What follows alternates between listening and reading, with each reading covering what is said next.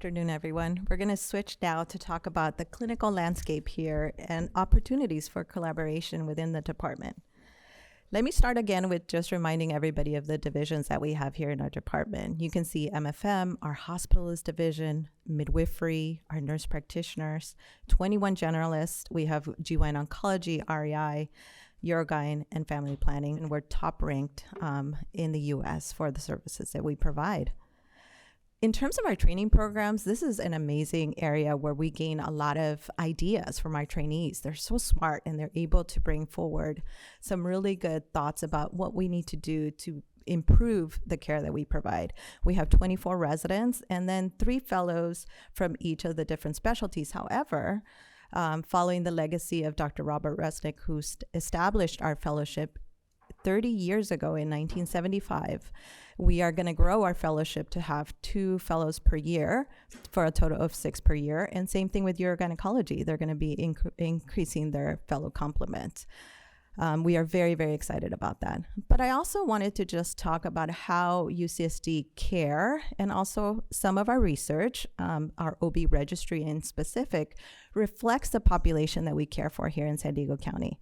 So just to orient you to this figure, you can see in the light blue that we have the San Diego County population demographics.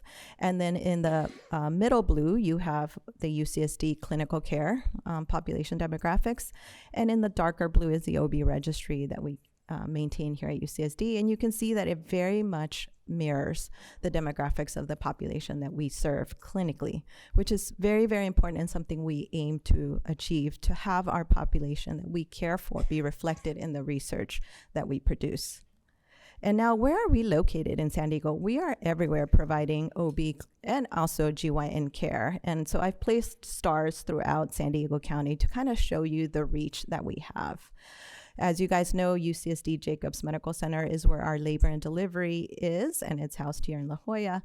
But we also have fetal imaging and outpatient clinics in that La Jolla area. We then have our maternal fetal care and genetics, which we'll be talking a little bit about, that houses our fetal imaging, genetics, and outpatient clinics.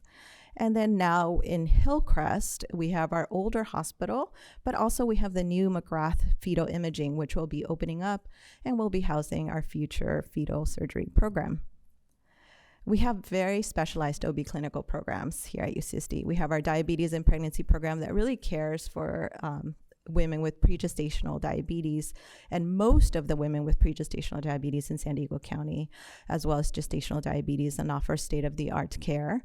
We have our high-risk obstetrical clinics, which provide comprehensive maternal care for maternal complications in pregnancy, as well as fetal complications. And we also have a new postpartum care clinic that is starting, and an HIV medicine a clinic that has long been standing. One of the things that I've failed to mention on here is a maternal mental health program, which offers maternal mental health support for our patients as well. With regards to obstetrical imaging here at UCSD, we really are cutting edge with regards to state-of-the-art fetal and placental imaging. We have our fetal and maternal care imaging center that cares for mothers as well as fetuses, obviously. And you can see here on the top right, this is one of our area of expertise, which is the placenta accreta program that we have here. And we are experts in diagnosing this, and we include collaborations with oncology as well as radiology for the care of our patients, which is a very complex condition to care for. But we also offer genetic services to be able to provide care for our mothers and fetuses with genetic abnormalities. We're hoping to open the fetal surgery program soon, later this year. And you can see on the right bottom hand is our partners, Dr. Amarua and Nan Chang, performing a fetal transfusion. And so hoping to be able to not only provide the service clinically for our county, instead of having our patients travel long distances for these services, but also for our trainees, and also a wealth of potential research collaborations that can be done through the center. I also wanted to just discuss some of the patient care conferences that are very collaborative here at UCSD. We have the Placenta Accreta Spectrum Conference. Again, it's attended by radiology, maternal fetal medicine, critical care, anesthesia, ICU services, our nursing staff. We have the cardio obstetrics population conference, which again, we welcome the collaboration from our cardiac specialists and also all of our colleagues that are necessary to provide the best care possible for our patients. We now have our rheumatologic conference, and starting this year, we'll be also adding inflammatory bowel disease conference. So as you can see, with regards to our clinical services, we provide a very collaborative environment to provide the best maternal care that we can. But we also have top-notch imaging for the patients who come into our center, and we're able to help them, and hopefully in the future with our fetal therapy center, help those fetuses to thrive. So we are well poised with regards to our clinical programs to not only collaborate clinically, but also with regards to your research. And we welcome your questions and your research ideas with regards to maternal health, placental health, and fetal health. And with that in mind, I'd like to introduce Dr. Louise Laurent, who will be talking a little bit about her work on the placenta.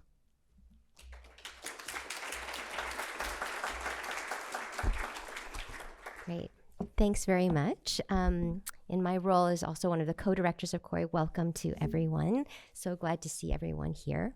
I'm going to talk a little bit about, not CORI here, but a collaborative project that my lab has undertaken. So this project, I'll talk at the end, I'll show all the collaborators, but include people in radiology, including Rebecca Reichel-Penner, who's in the audience today, people in pathology, as well as people in other institutions, including the Jackson Labs and Duke. And this is part of the Human Biomolecular Atlas program funded by the NIH that covers all sorts of different organ systems. We are the only group that looks at female reproduction. And I'll just talk a little bit about the placenta. We do study a few of the other organs in pregnancy, the fallopian tube, ovary, and the uterus, but I'll just focus on placenta today. Okay, so quick introduction to the placenta. This is a cross-section of the placenta is basically a disc. This is a cross-section. This is the umbilical cord. This is the fetal surface. I'll talk about it as either the fetal surface or the chorionic plate, potentially, if I slip into jargon, sorry. Maternal surface over here, or the basal plate. Down here, this is what we call the decidua, the endometrial layer of the uterus, and this is the muscle layer, the myometrium of the uterus. The structure that I will really focus a lot upon is the villus. The chorionic villus is this branching structure. We refer to it as the functional tissue unit of the placenta. It's like where all the action happens pretty much in the placenta. And so we're going to really zoom in on this as we go along.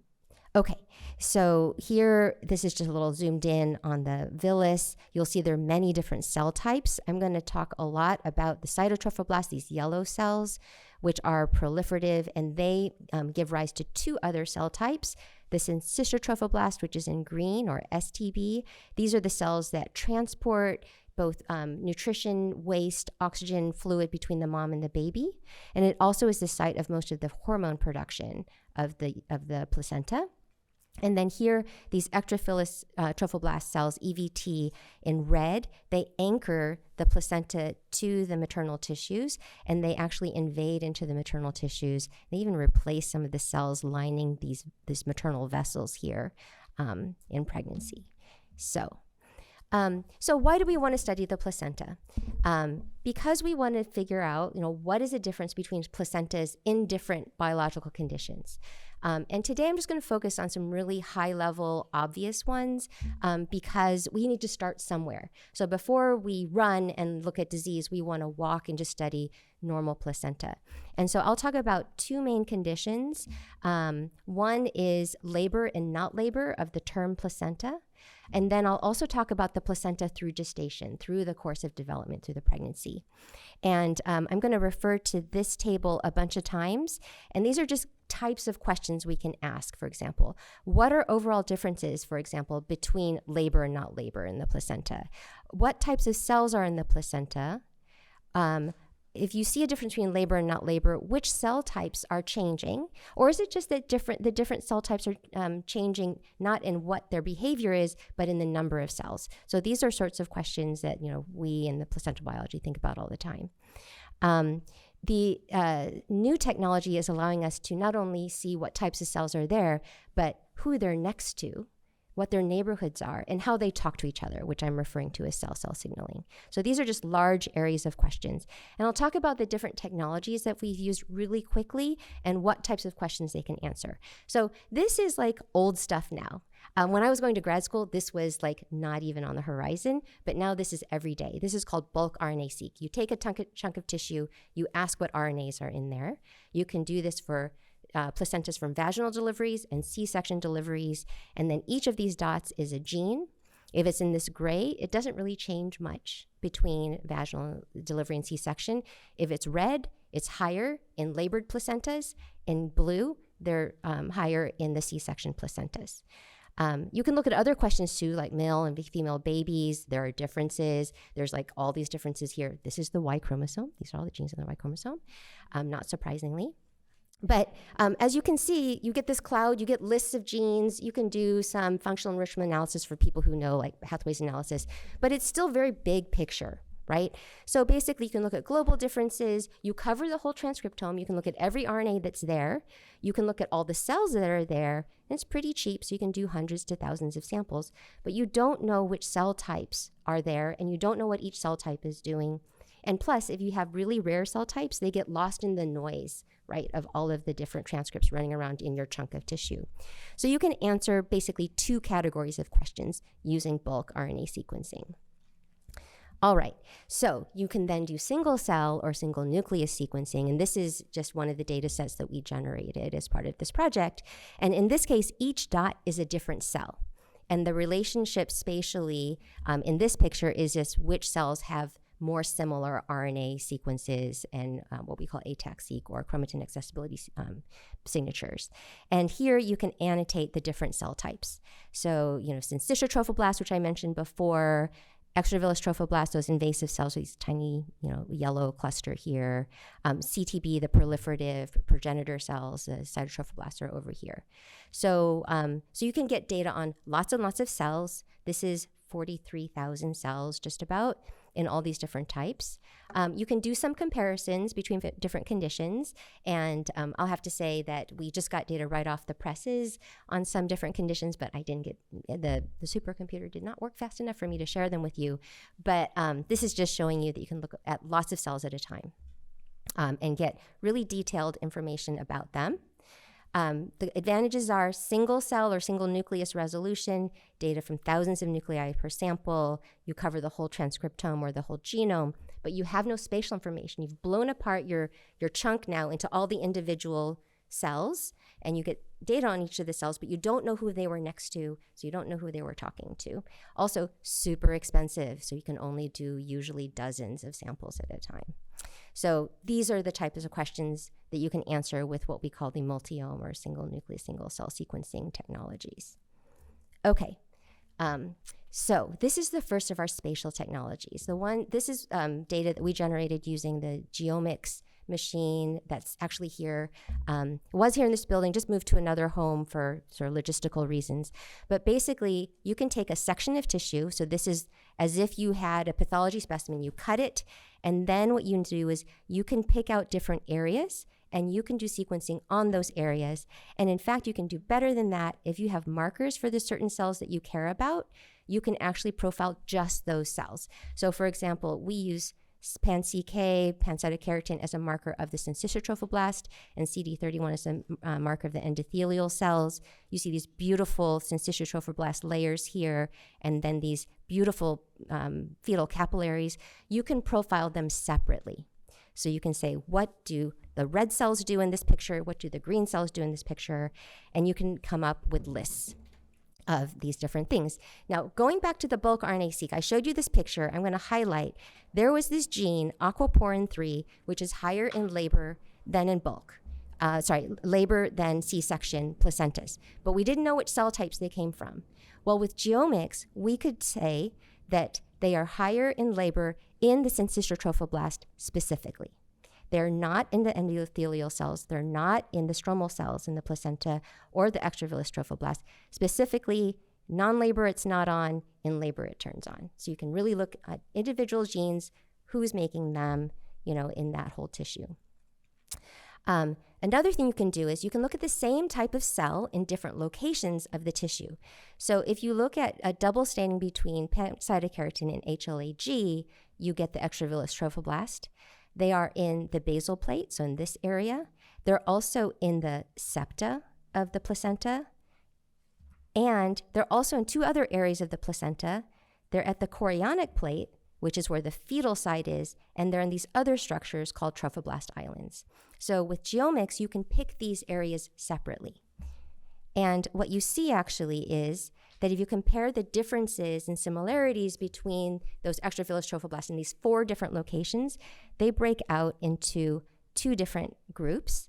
The chorionic plate, or the fetal side, and the islets, there's only 6 genes that are different between them, so they're very similar.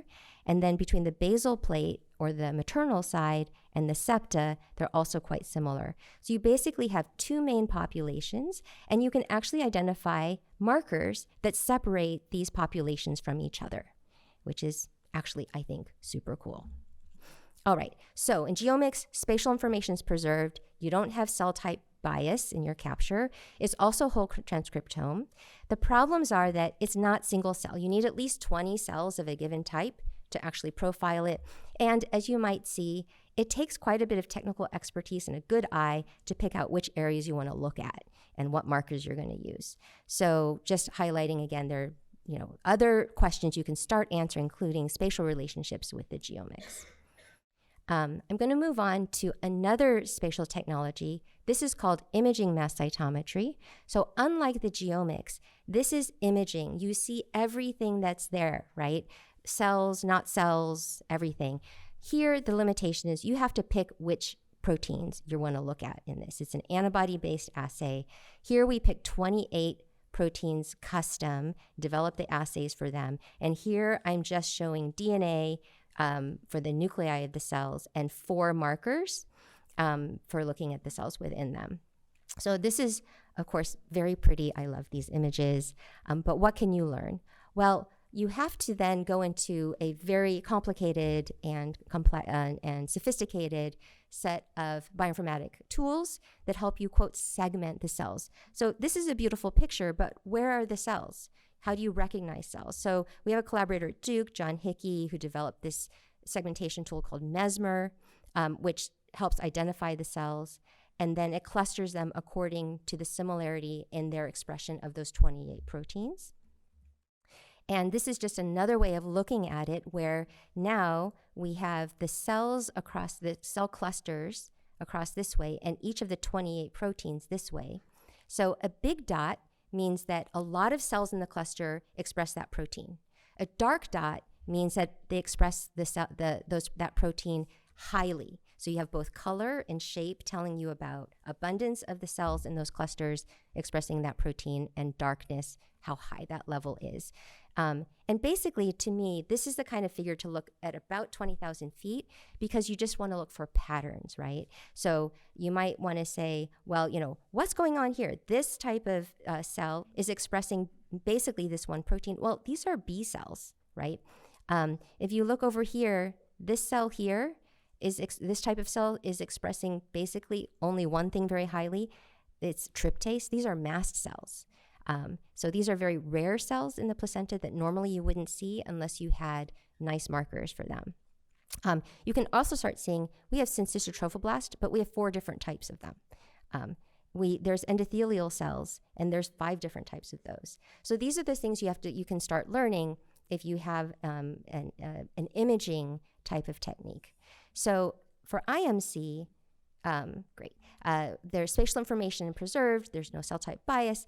It's actually very sensitive because antibodies are very sensitive. It can detect some very rare cell types if the right markers are chosen. The problem is that only a few dozen proteins can be detected. If you don't choose them correctly, you can completely miss a cell type, right? If you have a marker for a cell type that you don't pick, you're not going to see it. It's also very slow and expensive, and so you can't analyze that many samples.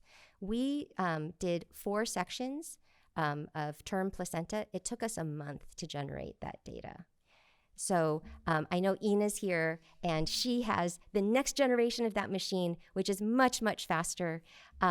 We actually ended up, quote, breaking the machine at the Jackson Labs, and they retired it right after our project. They had to change the detector on the mass spec attached to that machine 4 times during our project.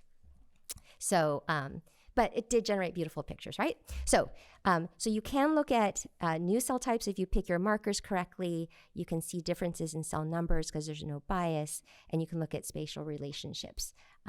So IMC is great for what it does.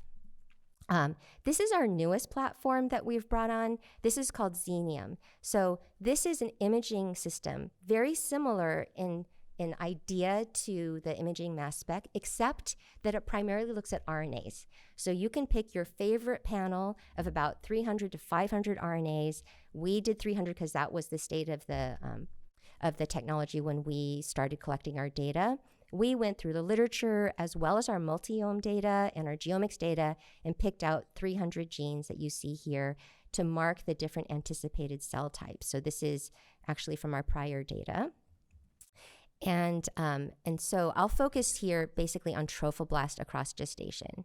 So on each of these pictures, the coloring is the same. Syncytial trophoblast, that transport layer is in blue. Cytotrophoblast, that proliferative layer, is in yellow.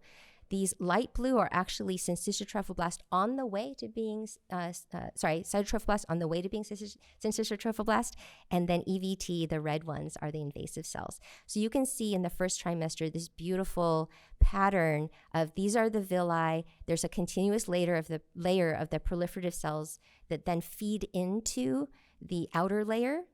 And then you can start seeing here the STB cells just under or at the bottom here. And then you can start seeing the extravillous trophoblasts that are quite abundant in the first trimester.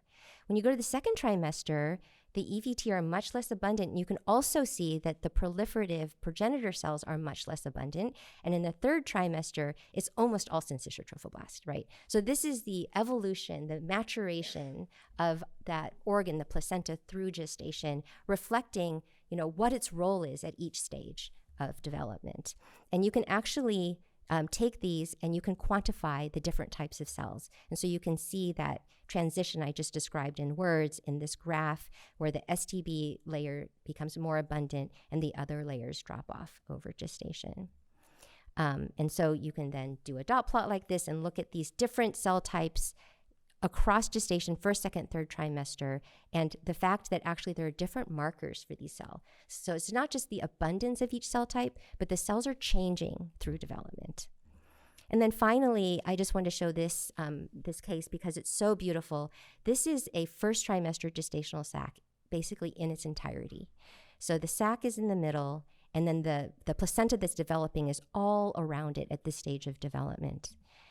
And what you can see is if you dive deeper, you can see this inset is similar to the previous set of slides. It's coming from this area.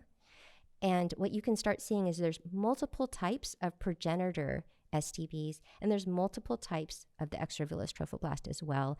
And you can see that they are spatially changing. So there's one level here proximal to the gestational sac, and then other types of EVT that are more abundant later, farther out. And again, you can start looking at what are the differences in the expression of different RNAs in these different subpopulations. So Xenium, we're super excited about. Spatial information is preserved. Again, no bias in the types of cells you look at. A plus and a minus, it can see more transcripts than, for example, the IMC can see for proteins, but it's still limited. It's not very sensitive, so the number of genes it can detect per cell is a little smaller than all the other technologies, and again, it's very expensive. So again, things that it can see. One thing I wanted to talk about is right now what we're doing in the group is integrating all these different data to try to get a fuller picture. And so, by combining all of these technologies, you can capitalize on their strengths, get over their weaknesses, and then integrate that to map the data so that you can ask all of the questions. All right, so I just wanted, last slide, thanking all the folks involved, several people in OBGYN, including Katie Fish and Marni Jacobs and Scott Lindsay Hewitt, Valentina Kayla, I saw them all in the audience, folks at JAX over here in the lower right, and then and their leader, Paul Robeson, Mona Parast in pathology, and then John Hickey at Duke. So thanks very much. I feel like that was a nice segue, and I appreciate the opportunity to come and speak to you all about the Mom Health Study and the MOHD Consortium.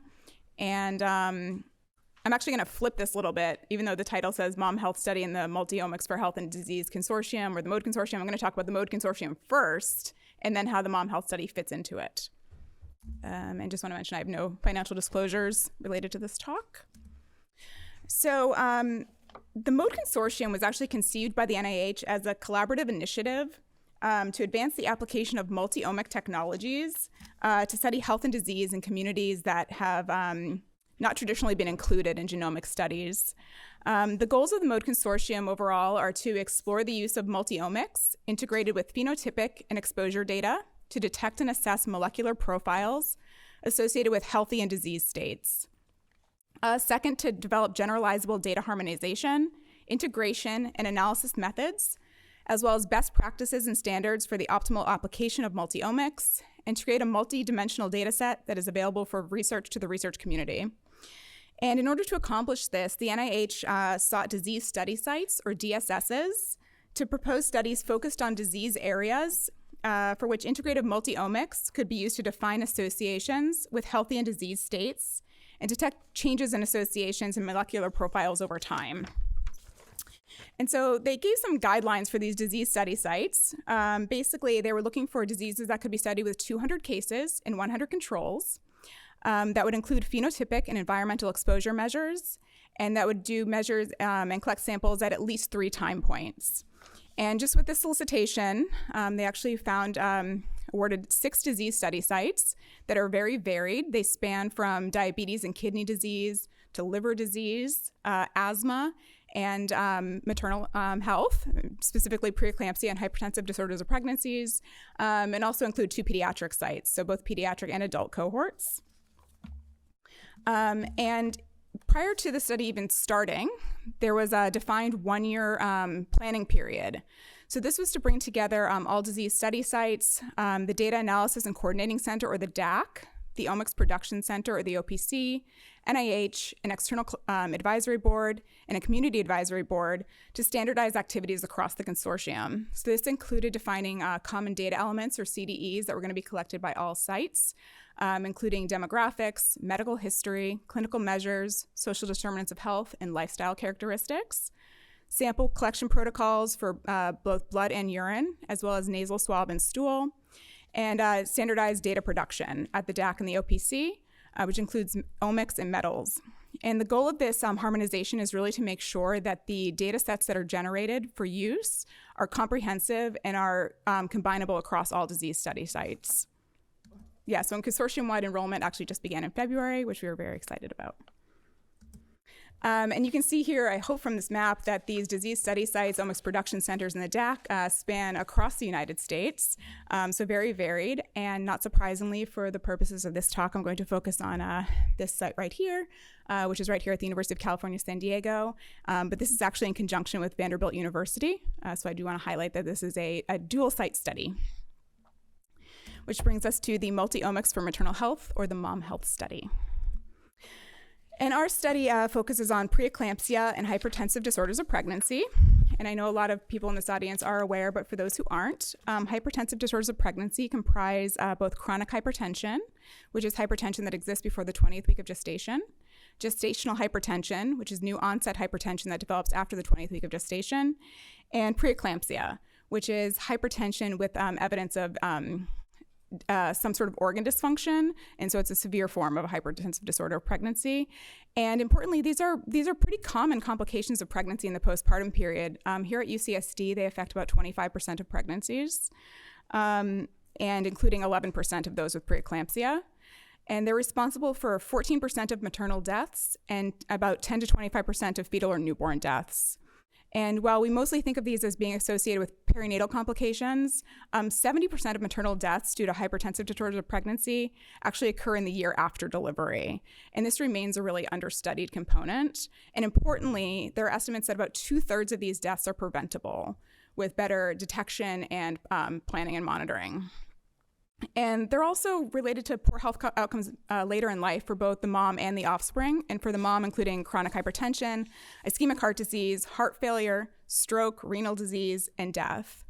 And so the goal of this mom health study is to uncover mechanisms that link preeclampsia and hypertensive disorders of pregnancy to postpartum maternal health outcomes, which have not been traditionally focused. This is a very big schematic, and I don't expect you to read all of this, so I'm going to break it down for us. We're in kind of a unique position. So as I mentioned, the goal of the MOHD Consortium was to enroll 200 cases and 100 controls. But unlike the other diseases in the consortium, we don't know who's going to be a case and a control at the beginning. And so we have to over-enroll our population in order to ascertain our case control status. So we are trying to enroll 750 participants. This includes 200 high-risk pregnancies, which would be those with chronic hypertension, pregestational diabetes, renal disease, an autoimmune disease, or a history of preterm preeclampsia, and 550 low-risk pregnancies, which are basically pregnancies without these conditions. And after accounting for some small loss to follow-up, we expect that about 150 of our high-risk group will develop some sort of hypertensive disorder of pregnancy, 30 won't, and in our low-risk group, 50 will develop a hypertensive disorder of pregnancy, and the remaining 450 will not. And from here is where we're going to get our 200 cases and 100 controls. And we do plan to keep our non-hypertensive high-risk group in this follow-up as well, if we're able to. And while most of the disease study sites are looking at 3 time points, we actually cover the gamut of gestation and 1 year postpartum. The official enrollment for this study is 16 to 24 weeks gestation, but we try to enroll as early as 10 to 15 weeks. And at every time point, we're collecting survey metrics and samples. At delivery, we also collect placenta. And during postpartum, we're also going to be looking at the medical record to see what sort of health outcomes occurred in our participants. And along with this, we are also giving patients or participants at-home blood pressure monitors so they can take their blood pressure during gestation and postpartum. And again, as I mentioned, our hypertensive outcome is at delivery, so this is the time point that we'll be able to ascertain case control status, and we'll have collect samples up until this point. I want to highlight this at-home blood pressure monitoring because part of the goal of this symposium today is to foster collaboration. And we've actually been able to use some of this to foster some collaboration already. So we've been working with our population health team here at UCSD, who is already doing at-home blood pressure monitoring for adults with cardiovascular disease, but had been looking to expand into the perinatal and postpartum space. And so our at-home blood pressure monitor is actually integrated directly with the electronic health record. Our population health team has access to this wonderful dashboard so they can follow up with these patients if they have an elevated blood pressure and report to us as well.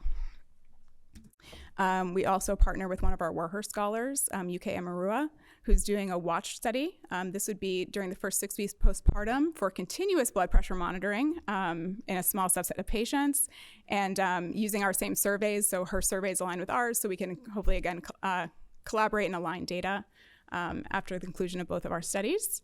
And a not so shameless plug for our study as well. If you happen to know anybody who's interested or might be interested, please reach out to us. We're always looking for participants. This is a huge lift, even with 2 sites, and we're really excited to have people champion it for us. And I just want to thank everybody for, oh, thank you for the reminder.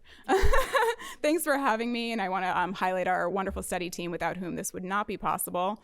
And our study contact is at the bottom down here. And so if you have any questions, please feel free to reach out to us. We're always happy to talk about the study more. So thank you. So I'm going to introduce the Human Milk Institute here at UC San Diego. And believe it or not, it's the first and only institute dedicated to human milk in the world. Speaking about neglecting women's health, there is literally no speciality that focuses on the normal function of the mammary gland. When we talk about the mammary gland, we talk about breast cancer. But we're kind of neglecting that the mammary gland is there for a reason, right? And that is to nourish and feed the baby. So what is the Human Milk Institute? It is the central hub to advance human milk from molecular discoveries all the way to local and global public health impact. We started the Institute back in 2022. Our first symposium was in 2023, so I feel with you. You know, it's very exciting to have the first symposium. We are in our third and soon fourth year already. HMI is the umbrella structure for several different entities that are dedicated to human milk here at UC San Diego. That goes all the way from Center of Research Excellence on the left, Mommy Core, through Mommy's Milk that Gretchen will be talking about, which is a biorepository around human milk. Mprint is where Jeremiah is involved. We're talking about maternal and pediatric therapeutics. So what happens to these therapeutics when mom is breastfeeding? We have a milk bank that uses donated milk and then provides that to preterm infants mostly. We have a SPIN program that supports preterm infant nutrition. And we have in the extended studies a lactation and perinatal education program. So you see it really goes from research all the way to clinic, all the way to education. And since its inception, we added these different programs here. One is a human milk analytics core that really helps us validate methods to analyze what is in human milk, which is still highly understudied. We have a rapid response team that is started after COVID or with COVID, where UC San Diego was the research team that informed the WHO that breastfeeding is indeed safe when you are COVID or SARS-CoV-2 positive. We do a lot of work in the community. We work with industry partners, and we're building an education track around human milk and lactation as well. What's our vision? Everything is circled around human milk. I'm going to make this really fast because I only have 3 minutes. You see all the different entities that I mentioned earlier, and I spaced them here where we are with health sciences on the left and health on the right. Extended studies up here for the lactation consultants, our external stakeholders, the government, corporate entities, not-for-profits, the community. We are building this milk analytics core, and we're trying to make that sustainable. We have an administrative backbone. We're trying to make that sustainable. We're working with the Prepare Institute, and we're hoping to build this rapid response unit and make it sustainable, because you never know when the next pandemic is hitting. We're having a community collaborative, and we're hoping to make that sustainable. We're having clinical working groups, hoping to make those sustainable. And we have something that is already sustainable, which is actually a chair in human milk research that I'm holding currently. And that chair has been giving out seed grants over the last 8 years to activate other people on campus to do research on human milk and lactation. So people that haven't really worked on this before are now brought in and expand the focus and the activities here on campus.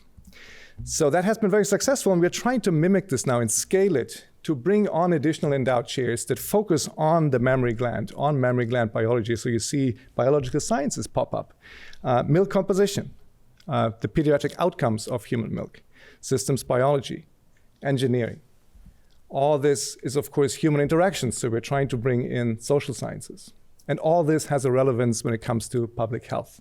So we're trying to bring in public health here as well. So really trying to build this multidisciplinary ecosystem for collective impact. Anyway, so we're trying to use this ecosystem here to build an education track called lactology, which doesn't exist in the world, and then have those different chairs teach lactology and really have a graduate program that develops the new generation, or the first generation really of lactologists. And yes, we do have a symposium as well, and we have been able to make this sustainable. We got a $1 million endowment that helps us put this symposium together now every year. Here's a paper that started this. This paper came out the week before the pandemic was called, and it called to a better understanding of what we call the mother-milk-infant triad. And it says specifically that there are huge opportunities to improve maternal infant health.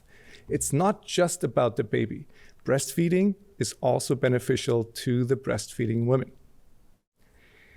And we know that women who breastfeed are at a lower risk for diabetes, cardiovascular disease, breast cancer, ovarian cancer, all those different things. So we're trying to understand why that is. What's happening in the breastfeeding period that benefits mom just as well as the baby? So someone has said that before, multiple times maybe, we strongly believe that women's health is actually public health. And I leave you with that. If you'd like to learn more about the Human Milk Institute, please visit our website, send me an email, or join us for our next symposium, which is already scheduled for March 10 to 12 at the beautiful seaside venue down in La Jolla. Thank you very much.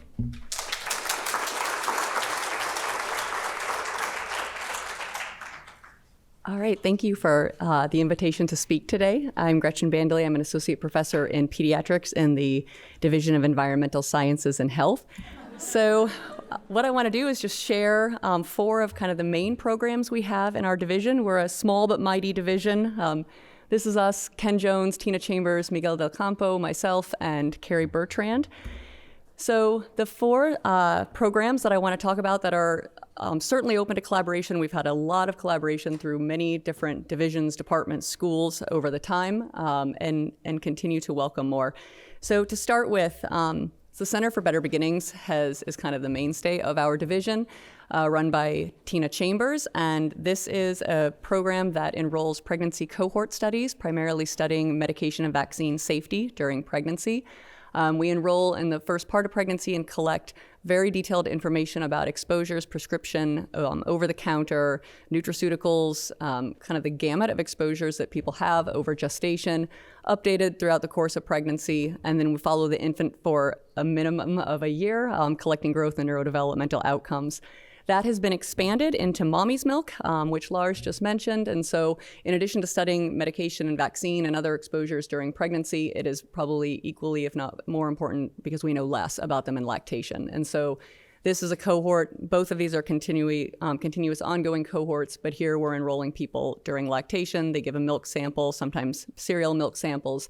Exposure information is collected. The milk is banked for any sort of assay.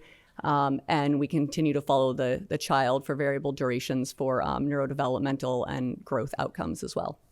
The other 2 things I want to highlight is we have the SOMI study. I work not primarily, but a lot in this space. It's a complete collection of births and fetal deaths in the state of California. Created mother-child dyads, so we've linked the mom's hospital discharge records in the year before birth to the infant as well as her own in the year postpartum. This now represents about 7 million births in this data from 2005 through about a year ago. And we link this to all sorts of other databases. So we've linked it to DDS. We can now look at maternal exposures during pregnancy and outcomes like autism, CP, things like that in DDS data. We also have linked to things like Medi-Cal to pull in medication exposures, and then any geolocated database we can pull on to look at other exposures. And then finally, this study that we have running here, I'm the site PI for the Healthy Brain and Child Development Study. I have a few of my colleagues in the audience as well. And this study is a nationwide consortium enrolling 7,500 mother-child pairs across the U.S. Over the next couple of years, we'll then follow the offspring through the first 10 years of life with deep collection of neuroimaging, EEG, neurobehavioral, neurodevelopmental assessments. But we also follow the mom along as well, which sometimes gets forgotten in other child development studies. And so the ability to study that maternal child dyad over time.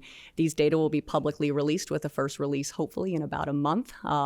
We'll go through the data use agreement that I'll put in. So anyone who wants to use these data, and then when they come out in a few months, please let me know. All right, with that, thank you very much.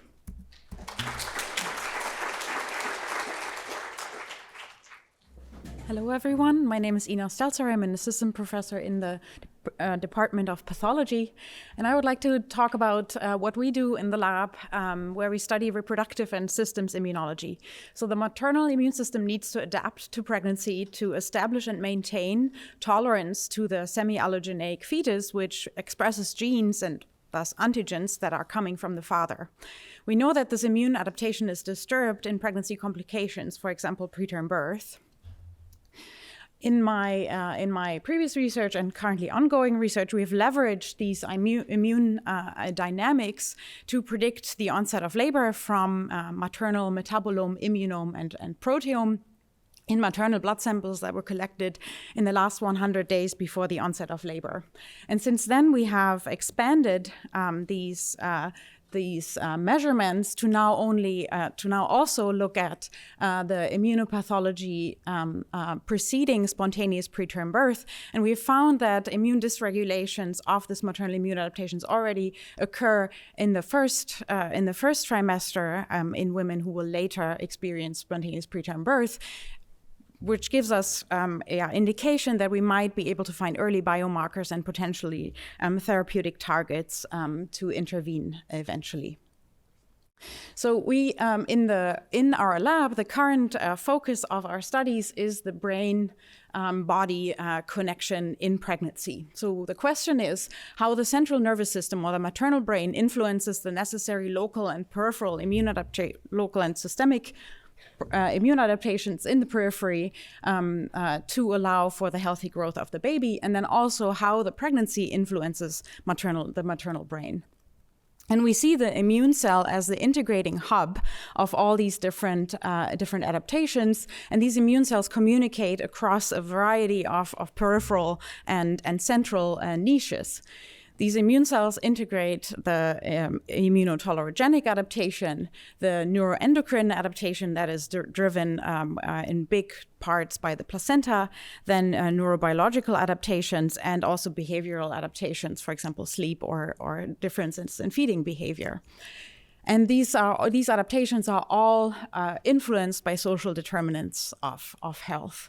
So as a first indication of this neuroimmune synapse in pregnancy, I just brought some pilot data that we have generated in the lab where we've seen that treating mice with an SSRI, an antidepressant, decreases serotonin transport, synthesis, and downstream signaling in circulating CD4 T cells, specifically in pregnancy, which gives us an indication of how dynamic and modulated this communication between brain and peripheral system seems to be. We study this neuroimmune synapse using healthy and pathological pregnancies, and then also mouse models to investigate the mechanisms of the associations that we find during pregnancy, and then use computational models to integrate the data that we derive. The major technology that we're using in the lab is mass cytometry, or CyTOF, that you might have heard of, which allows us to generate single-cell functional immune profiles using antibodies of more than 40 or using panels of more than 40 antibodies, and then using imaging mass cytometry, which Louise already has introduced before, to generate spatial proteomic atlases, and for example, of the placenta.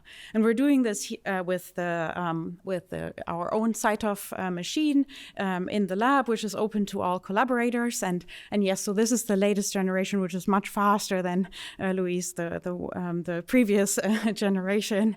And so we've also excitingly just started to integrate xenium measurements, so transcriptomics, with IMC measurements, which will allow us to integrate spatial transcriptomics and proteomics on the same slide. And then for the mechanisms or the mouse models that I mentioned, we're using chemogenetics for targeted neuromodulation, which allows us to causally link brain activity and neuronal circuits to peripheral outcomes of pregnancy and maternal immune adaptations. And yeah, so we're located on main campus in the CMM West building, and I hope to discuss more where all of your interest lies in maybe integrating the maternal immune adaptation to pregnancy in your studies. So thank you.